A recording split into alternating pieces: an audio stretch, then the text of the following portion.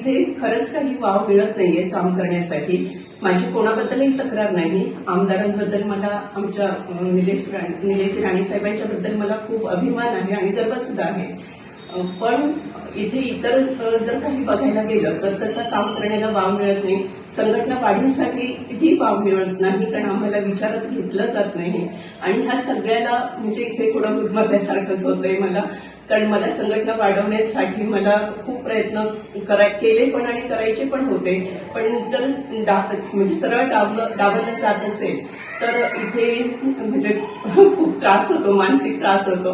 आणि त्याच्यामुळे मी या पक्षातून आणि पदावरून मी निवृत्त होण्याचं ठरवलेलं आहे.